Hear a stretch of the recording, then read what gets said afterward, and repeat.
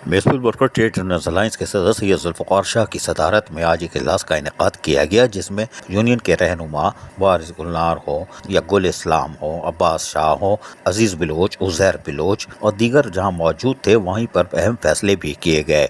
इजलास में रिटायर मुलाजमीन की जो सूरत हाल है, पेंशन वालों की जो मेयर कराची के हुक्म से लटक गए हैं, यानी 16 अक्टूबर के बाद पेंशन का मसला चल रहा है, मुलाजमीन दर बदर की ठोकरें खा रहे हैं, उस पर गौर किया गया। जबकि उसके साथ साथ सेंट सॉलिड वेस्ट मैनेजमेंट बोर्ड में जहां पर मुआहदा खत्म होने के बाद तुर्किश कंपनी को दे दिया गया है, लेकिन यूनियन को एतमाद में लिए बगैर इस पर भी गौर गौस किया गया कि ये कैसे सिलसिला चल रहा है और क्या हो रहा है। लेकिन सबसे अहम मसला जो था वो ये था कि वज़ीर आला सिंध जो निगरां हैं, उन हिदायत पर सफाई मुहिम का सिलसिला जारी है। वहाँ पर अचानक सेंट सॉलिड वेस्ट मैनेजमेंट बोर्ड ने खुद ब खुद ही वेरिफिकेशन का आगाज कर दिया है और हैरानकुन तौर पर उन मुलाजमीन की वेरिफिकेशन की जा रही है जिनका बायोमेट्रिक सिस्टम पे पैरोल पे पहले ही नाम है, यानी वो बायोमेट्रिक सिस्टम पर भी इनको यकीन नहीं है या फिर ये कोई टोपी ड्रामा है। खैर कोई बात नहीं, ये जो भी है यूनियन अब इसकी तरफ पीछे लग गई है और वो सारी चीज़ों का बगौर मुताल्ला कर रही है कि आखिर ये हो क्या रहा है।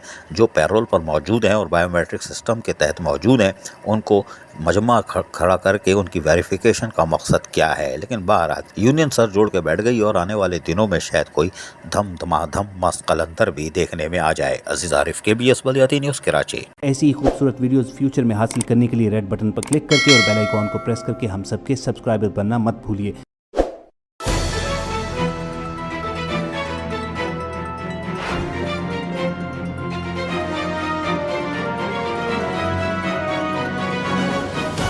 KBS बलियाती न्यूज़।